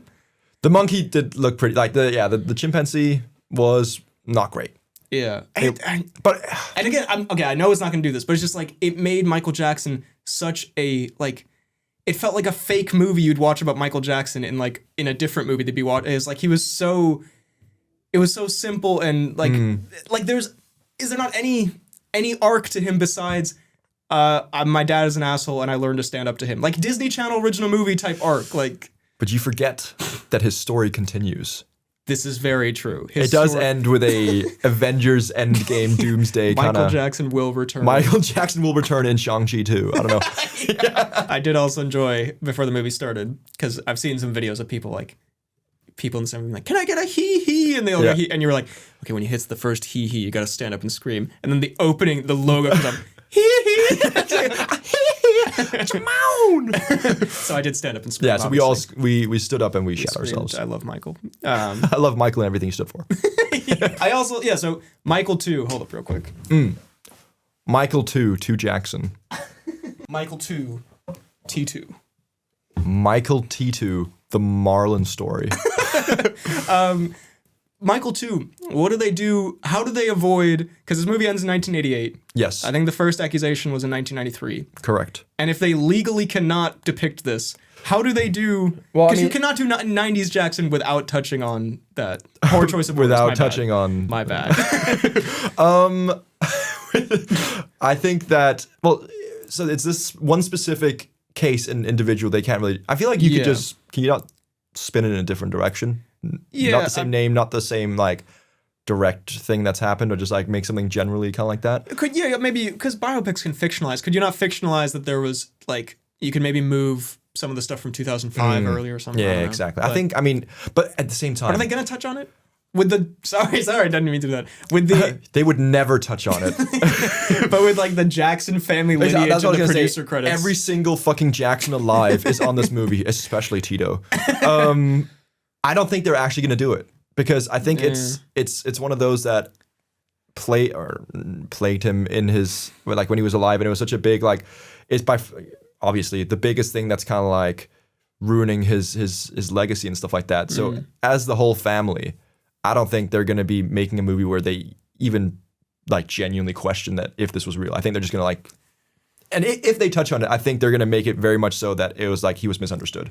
Well, I think from what I read because they did make it for this movie, it was like a blackmail plot. It wasn't like this is psychologically weird. And did he do it? Did he not? It was like these guys are like blackmailing him. Type thing. Which I guess I would expect if they do it. But yeah, his story does continue. I guess we'll see Michael 2. Look, he hit those fucking dance moves, Jafar Jackson. I'll give him that. Bro, he nailed that. He did nail that. Also, isn't it? It must be a cool and very like I don't know rewarding experience to portray a family member in a movie like that. Yeah. Wouldn't you think? I guess, yeah. Dude, I don't know. If you were related to Michael Jackson, would you feel a little bit cucked if, like, your whole life is revolving around being related to Michael Jackson? Also true. But, I mean, then a lot of, like, and I'm sorry to the Jacksons. Like, I know they worked hard, but, like, realistically, a lot of, if not everything you've got is because of Michael. So like, you have to suck it up a little bit. No, that's totally fair, actually. The question is now, does Jermaine Jackson, Jafar Jackson, become the next biggest Jackson name? Maybe. Does he surpass Tito Jackson? Well, because there's also... Could anyone not surpass Tito Jackson? There was also Janet Jackson, who was not in this movie because she didn't want to be, I guess. Oh, yeah, but she was just not, like, at all a character. Yeah, I think she, like, asked to not be in it or something. But okay. So isn't she the second most famous Jackson? She is definitely the second most famous Jackson. I think Jafar would probably be up there now. At least today, he's... because I mean, like, really, like, Jackson 5 were huge, but, like, were Marlon and Jafar and Jermaine and Tito even that big on their own? I'd heard of Tito. I didn't know the names of the other Jackson 5. Yeah. Sorry, bro. Sorry, everyone but Tito. Sorry, Marlon. And also, you're welcome, Tito. Overall, the movie, Michael, we have our differences. I'm giving it a 3.5. Could go either way, 3.5. I think it was, I got exactly what I wanted. Fair enough. I'm going to, could be a 2.5. It's sort of what you expect from the Michael movie, but like more cartoonishly generic. Fair. I think you've been a bit harsh on it. I will say, I think you've been a bit harsh on the movie, Michael. I think you've taken a lot of what's happened in the real Michael's life, and I think you've let that influence your thoughts. No. I think you've let that influence just a tiny bit. I put Annie Hall number 9 on my Oscar ranking. I can separate art from the artist, even though this is a movie about the guy, which is a little bit thing. But no, I purely on a... Like, I would feel the same way if this was about if the fucking Beatles movie was this, Buns. Okay, fair. If the Beatles movie was this Buns. If the Ringo movie is this straight up cheeks. Why is they making a Wingo movie? I will be seeing only the Ringo movie. Kind of a Chad move. 4 tickets for the Ringo movie. All for me. I'll be having the Ringo. You sell out the cinema. You're there for yourself. With that said, we now move on to... Cnews. Now, again, we have hella Cnews. You say you've got hella Cnews for me. Because it's been a big time in the Cnews world. Sorry. Speedrunning in that. Speedrunning aside. At CinemaCon, they showed a trailer. What did they show? For the movie Digger. They did not. They're not legally allowed to. How could they do that to us? Now we're still... Digger. Hotly anticipating this. We have not seen it yet, but we have a little description here from Variety. Ooh, lay it on me. In the outrageous comedy, he sports a thick Southern accent a beer belly and thinning white hair that's been manipulated into an unconvincing comb-over. He's an oil baron whose company may have set off an ecological disaster that could also spark a nuclear war. John Goodman portrays an ailing U.S. president who implores Cruise's character to fix the mess he's unleashed. Oh. If we can't control the course of nature, all that matters is who's got the balls to win this war, Cruise's digger declares at one point. Cruise's digger. Now, first of all, is his name Digger in this movie? Or is that like sort of just a title he's given? Surely he's not like John Digger. John Digger. Paul Digger. John Dealaman. John Diggerman. Yeah. I don't know. It's So what do you think? Surely what it's do you not. think about this? No, I don't think. Although, anyways. And we have for the rest of the cast Sandra Huller of Project Hail Mary and other stuff. Yes. Michael Stolberg of I believe that's the guy from all those Luca Guadagnino movies, the husband from After the Hunt. Yeah. Jesse Plemons. Oh, we got the Plemons. Sophie Wilde, Riz Ahmed, and Emma Darcy round out the cast. Fucking incredible cast. Great cast. Not where I thought this movie was going to go. Again, I had no clue where it was going to go, but I didn't expect Cruise to be a fat oil baron. But Yeah, with thinning hair or whatever. with thinning hair, but like at the Les same Grossman time, Les Grossman, he was pretty good as Les Grossman with fat arms. If he just goes full fat, I can see that. Full fat, yeah. Big hands. My God, can you imagine Cruise not being able to like do his signature running and anything like that? I can't even picture Cruise as like a fat, gross oil baron right now. Speak for yourself. Speak for yourself. It's very How easy. I see him every day. Yeah, I don't know. I feel like I'm very excited for this Cruise turn because I feel like he's been Cruise. He's been Tom Cruise, the guy in most of his movies lately. Yeah. For him to not just be playing a different character, but be playing like a heavily make-upped character, fat-suited. Exactly. And also, I mean, I love Iñárritu, The Revenant and Birdman and Amores Perros.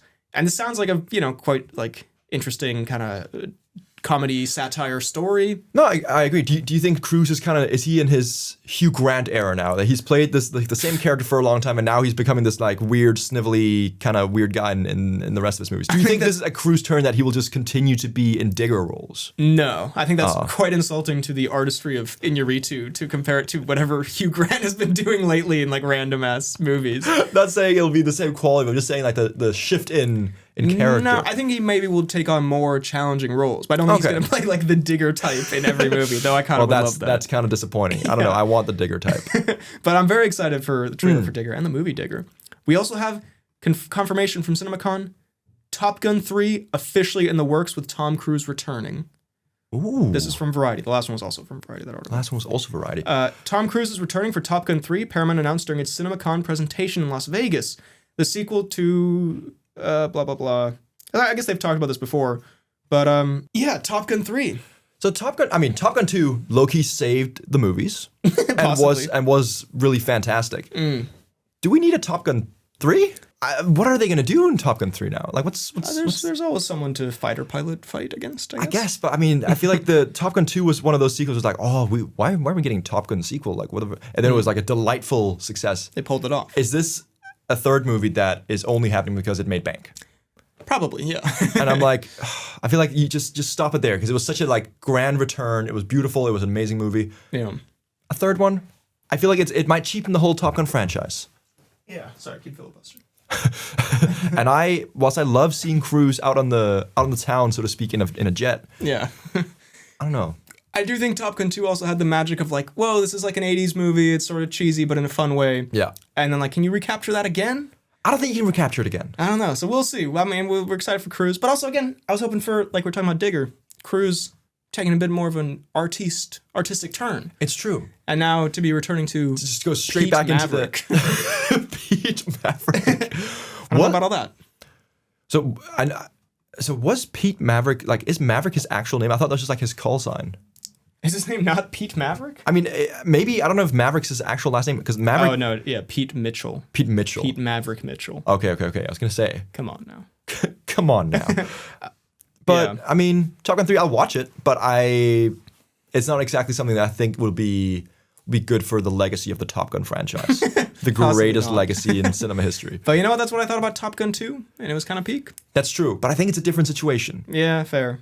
But also, to be fair, Top Gun 1 is mid as fuck anyway, so maybe it wouldn't even be the worst one in the franchise. Top Gun 1 is not mid as fuck. That is a strange take. You don't fuck with Goose? Bro died.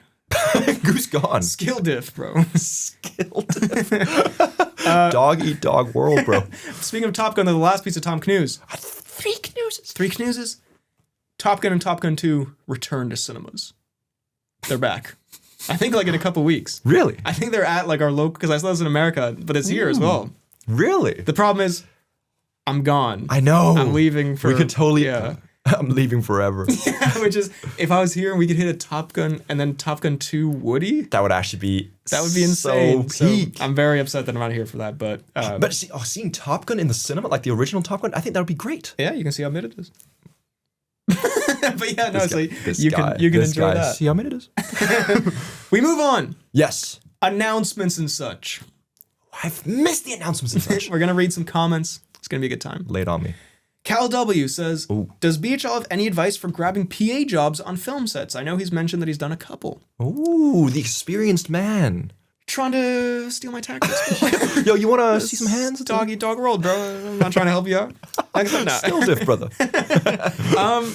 I mean, honestly, it is... yeah, I mean, whenever people would tell me this, I fucking hated it. But it is like a sort of connection-based and like sort of... You just kind of keep at film in different ways, making stuff and going to networking things and festivals and whatever, and trying to make some connection that can get you something. I will say one thing that I did that had no connections, whatever, I went on a Facebook group for like local film stuff, and they were asking for PAs and that kind of stuff. So I would say investigate local Facebook groups and that kind of stuff for film things, and like film listings. And and there's sites out there. I personally use some of those sites, like I think it's called Staff Me Up or something, some sites where they have these kind of things. Didn't do much for me. I'm not saying it's terrible, but I'd try out like Facebook and getting in touch and taking like little, like the thing I got from Facebook wasn't like a huge gig, but it was a pretty, like there were good people. I learned a lot from it. Yeah. There were good like professional people there. You can get some stuff out of it, and then you can parlay that into connections and experience that you can use for other stuff. So I'd say with no connections at all, keep trying to make those connections, but try like Facebook groups. Yeah. And I mean, and you'll know better, but I think it is just, no, having seen your film journey here, I think it was also about taking a leap of faith a little bit. Like obviously connections are the main thing, but like I think there's also a bit of like sometimes you need to just like fully commit to something, and then hopefully it pays off. Well, like the thing I did, I just sort of we don't have to get too much into it, but like I flew to do this thing for like a pretty short period of time, and you just sort of like figure it out and take the opportunities when they come, I guess. And I might be doing a little more stuff in the near future. More to come, maybe. Who knows? JC says, BHL, I would genuinely watch a best and worst of Tarkovsky video. I've seen Mirror, Solaris, and Stalker and don't like any of them. Ooh. I think they're all visually stunning, but incoherently impossible to follow. Thoughts on that? NMS follows up saying, I would rather they do a best and worst on real filmmakers, the kind that make epic cinema like Tag, starring Jeremy Renner. Tarkovsky never made an epic movie like Tag. And JC says, to be fair, if we're using Tag as the standard, no other filmmaker stands a chance. Very true. Very true. A good comment chain there. I think Tag is actually such a goated movie. It is pretty great. Better than Tarkovsky. To be fair, though, this criticism, even though completely wrong, but Tarkovsky's movies are visually stunning and are also like borderline incomprehensible. Some of them, like Mirror, I genuinely have no idea what the fuck it's about. But I think that's sort of the beauty of the art is that you can, I don't know, interpret it and look into it and this kind of stuff. Sounds bad. Sounds bad. Yeah, you consider your Michael Slop, bro. Yeah, he stood up to the dad character at the end. Yeah. Listen, he said no to Domingo. He did say and no to that's Domingo. More than most can say. And Domingo reacted.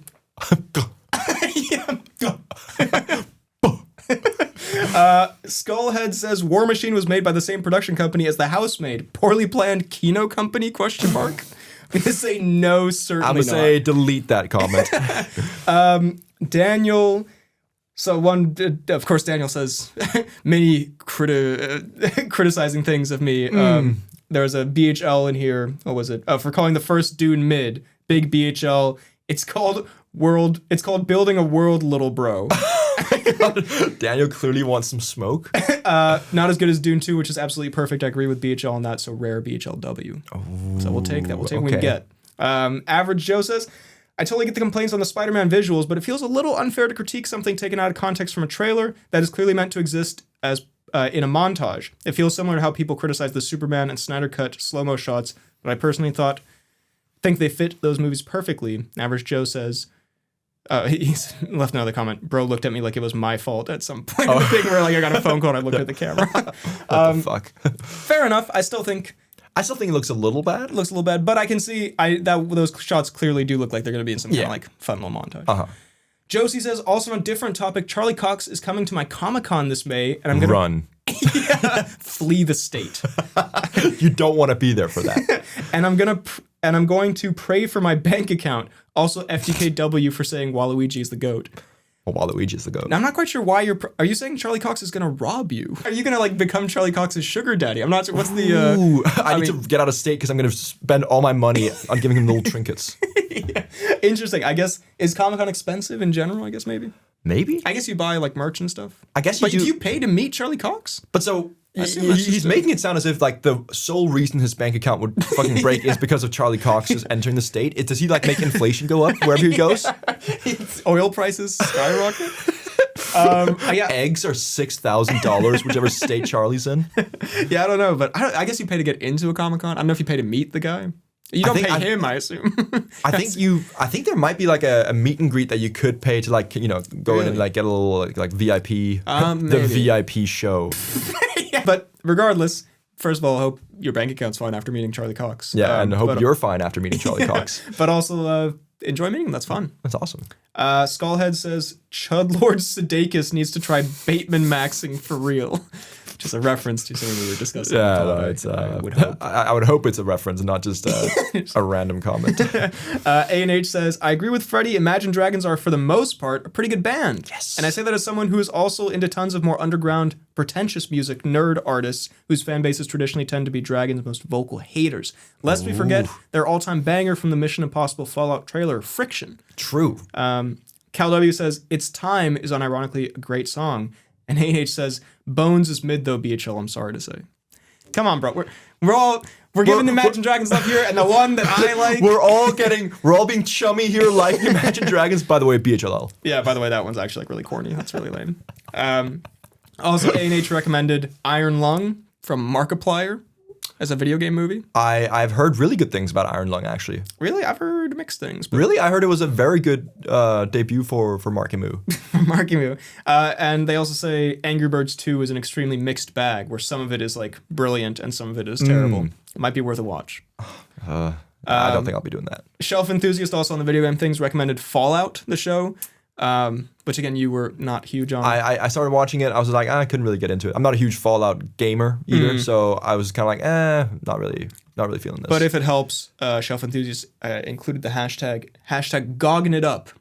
I'll be watching. So if that makes a difference. Sorry, I was not familiar with your game, sir.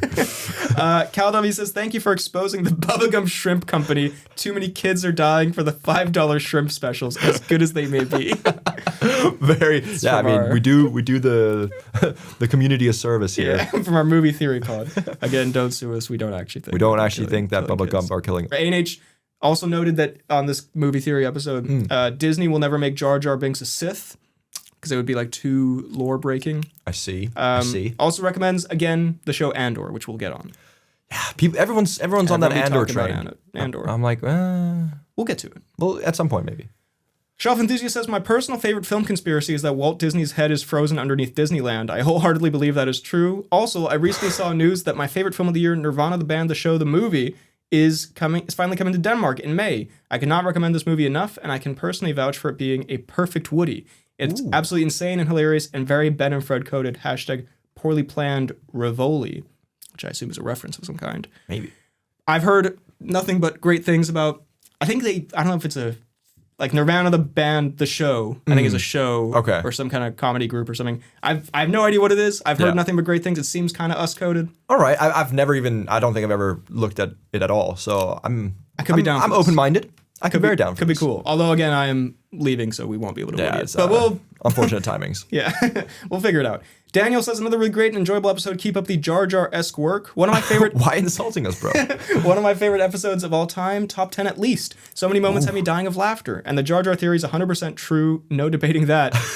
And I loved how out there the Forrest Gump theory is. They really tried hard with that one. It's creative, so I'll give them points for that. Nothing beats the time-traveling Jackson theory, though. BHL eats kids. ... Facts. Very Not facts. facts. Is this again the Bubba Gumpy? And not to be an avid BHL letterbox stalker. This made me laugh quite a bit. But I've noticed BHL has made a watch list 2 or 3 times and then gets rid of it. What's up with this? Which is so funny because I genuinely, of all the social medias, I completely forget that people follow me on Letterboxd. I just use it like... You've got like a few hundred followers on Letterboxd, I got like 550 or something. Jesus. But so, because this thing that, with the watch list, okay, I don't know. I'm a weird dude, I guess. Okay. This is What's happened? I don't know what's like going on, but you just starting out, I'm a weird dude. Yeah. What have you been putting on your watch list? It's 'cause, all Human Centipede movies. Yeah, over and over and over. I have like a thing. I don't know if this is some kind of mental thing or whatever, but I like making lists. There's something satisfying in some kind of way. I'd be making, hella lists or whatever, and then you don't necessarily like watch all the movies you put on the list or do all the whatever, so you kind of, I don't know. We don't have to get into it. I have like a list thing. Anyway, The problem is though with Letterboxd, it's public when you add stuff to your watch list. So sometimes I'm like, I'll make like a perfect watch list, gonna be so good. And then I make the watch list and I'm like, man, fuck this watch list, tell me what to watch. I just want to watch what I want to watch. And I just get rid of the whole watch list. So, I see. I don't know, I'm weird, I'm sorry. So are you making a watch list of like specific movies in like a genre, or are you just putting like a bunch of movies you want to watch? Just movies I want to watch or movies I should watch, and then I delete. I don't know. I don't know. But then why? But I don't know. I don't have a good explanation. I'm sorry. I'll stop doing it. I'm sorry. God. Josie says. Complete mental breakdown. Josie says, I've gotten off the list lately, by the way, just so you know. My strange addiction. I've gotten off the list lately. Not the list, making the list. I'm on that list. By the way, I'm on the list. I'll stop. By the way, I'm on a list. I can't do this pod anymore. I've gotten off making the list lately. Not gotten off on making them. I've been getting off on making some lists. From the Mummy Ben and Fred watch. This shit is kind of crazy. Okay. Daniel says, I guess I said this in the Ben and Fred watch. Maybe gag her mouth. Classic BHL quote. And then in response to this, Connor Beer says, BHL the type of guy to hit you with a she's busy little bro. I mean, kind of crazy. Somewhat comment. of a compliment to you, I guess, but like, also, what? I don't know. She busy little bro. I don't know where this came from. Kind of disturbing. Anurag says Southland Tales reaction next. This is the one where at the end Dwayne says, "I'm a pimp, and pimps don't commit suicide." You know this clip. I showed you this clip. Oh yes, it's classic. And what was the start of that comment? It's from the movie Southland Tales. Oh, where, Southland Dwayne, Tales. It's an insane movie. Apparently, could go kind of crazy.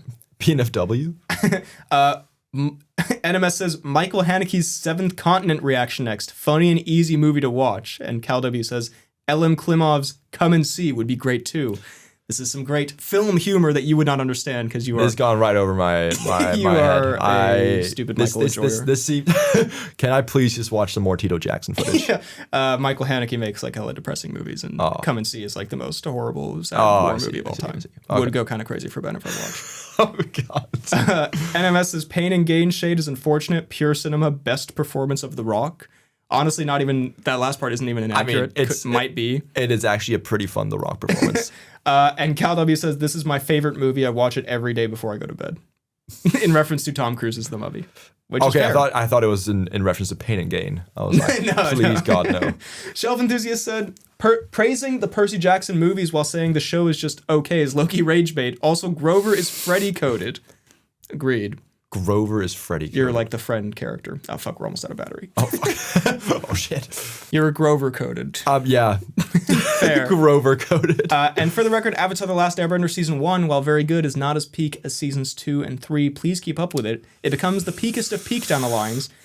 As for The Dark Tower, the books are super peak, but the movie was mid as fuck. On a side note, just wanted to mention that since election season in 2024, I've been working as a political activist in North Carolina, and I'm currently doing a door-to-door canvassing job to petition for inclusionary zoning in Charlotte to reduce housing prices. And all the while, having your podcast every Friday on just before clocking in has given me an energy boost I've needed to get me through the day in the sun talking to strangers.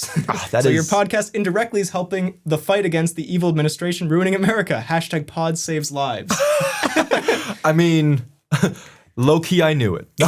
Low-key, We are your savior. Loki, tell me something I didn't know. But that's actually so wholesome. That's crazy. And also yeah. freaking awesome that you're out. Yeah, out good doing, on you. Doing great work. Doing good work in the actual world. We're just doing fucking podcasts. Exactly. Doing like Talking real about good things. Tito Jackson and an awful lot. But I mean, Horrible. like, super wholesome. Happy to be part of your morning routine. Yeah. Super wholesome. No, I'm happy the pod can help with that and keep up the good work. Truth. Yeah, in North Carolina. Fuck the administration. Let's get throw political. that one out there. ZJ says, very random, but Freddy low-key mogging BHL in these studio pods. Hashtag Freddy the frame mogger. Don't. And Cal W says, clearly a Freddy alt account talking. Yeah, I didn't know well, I don't know about you that. go by ZJ13Go. I don't want that second comment on the record ever. I appreciate that. Man, that's kind of hard. Man, fuck. I enter my cuck arc. Fuck. Yeah, I'm kind of getting mogged. Sorry, I'm in my cuck era. Yes. Sorry, guys. The pod's going to be a little different now. I'm in my cuck era. Damn. Could Just cause you sitting in the corner naked. just straight up like no need for that, ZJ. What's good, bro? Cal Davey says the Sony Marvel universe honestly borders on scamming. The only reason anyone ever saw them is because they thought they were in the MCU, including the actors who were in them. Yeah, I'm pretty sure Dakota Johnson or someone was like, yeah, I thought I was in like a Marvel movie. Oh, well, I mean, that doesn't forgive a terrible performance. No, I'm sorry, Dakota. Yeah, Dakota, come on. Josie says, I find it even funnier that Sony thought we would give a shit about these villains without having Spider-Man attached to it. Was there even supposed to be a Spider-Man in that universe? That universe made no sense. Honestly, I'd be down for seeing Kraven get hit by a bus in Secret Wars. That universe was embarrassing. Do you think that the big Doomsday kill is just going to be Kraven the Hunter? Yeah, I would like and to establish how powerful he is. Let me kill takes out- this weird, like, forest guy. He takes out Morbius. Boom. Thump. You look in the corner, you just got Domingo.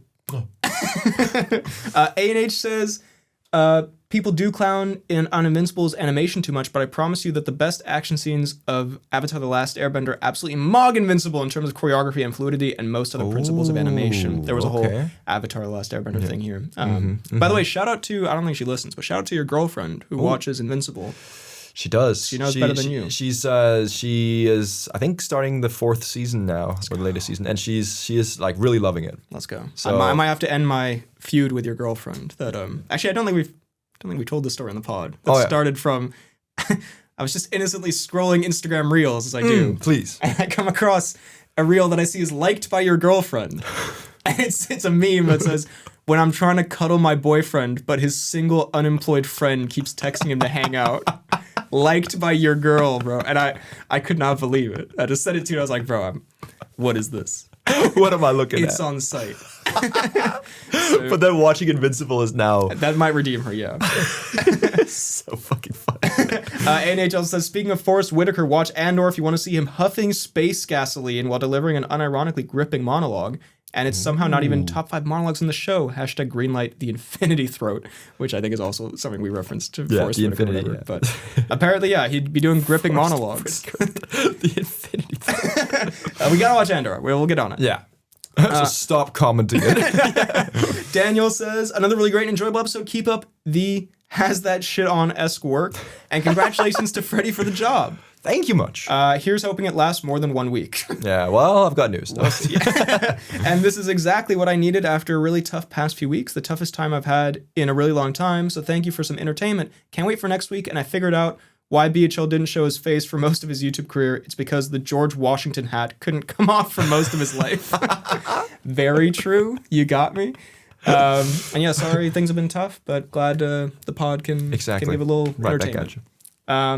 Josie says, to me, the best costumes are from Lord of the Rings. I just love how every costume looks in there. As far as worst, I can't really think of any right now. Great episode per usual. Was really needed after tons of stress the last few weeks, especially this one. Excited to hear the next one. Hashtag future Bustifer. Future Bustifer. So we're going to block you for that. Yeah, so sorry you've been having a rough week, but it's about to get commenting rougher. Future Bustifer. Yeah, but you're banned, little bro. I'm sorry. Yeah, but I'm reporting you. Is this your address, I was going to say thank you for the comment until the Bustifer moment. Yeah. Hope you're all good. No, thank you for the comment. Sorry things have been tough. But maybe think about writing less Bustifers. But yeah, hope things are better. Hope things are better and hope you enjoyed the episode. Bustifer. Connor Beer says, no mention of my goat Indiana Jones. Bro got that shit on in every movie and is probably the only person in the world who can ever wear a fedora and not look goofy. I used to wear a fedora. point stands. Oh, okay. No, that's fair. Exhibit A. Thank you all for the comments. The ones we read and also the ones we don't read. I don't know. We appreciate them all. I don't know why I brought that up like that. I didn't mean it like to like highlight it. I was just saying like just that you to everyone we just commented on here. Everyone else, go fuck yourselves. We don't give a shit. No, if we don't read the comment, it's not because we didn't like it or anything. Okay, if we didn't read it, it's because we're not aware of your existence, and we don't want to showcase you on the pod. Never mind. So if you ever see a comment or you have to leave a comment and it's not mentioned here, it's because we actively chose to exclude it. Forget I said anything. Hope you enjoyed this episode. If you did, drop a like, subscribe. You can check out the pod on Apple Podcasts and Spotify. Leave a 5-star rating, a nice review. Tell your friends about the pod. You can find me on YouTube, BHL Hudson, my second channel, BHL2, my Instagram, BHL_Hudson, and my Letterboxd, Real BHL Hudson. And you can email the pod at bhlhudsonvids@gmail.com. Ooh, you can also find the pod on TikTok and Instagram at The Poorly Planned Podcast. You can find me on YouTube at FDK Space Gaming, on Instagram at Fidalgard, and on Letterboxd as FDK_Thewilms. Thank you very much for listening, and we will see you next time. Tito Jackson.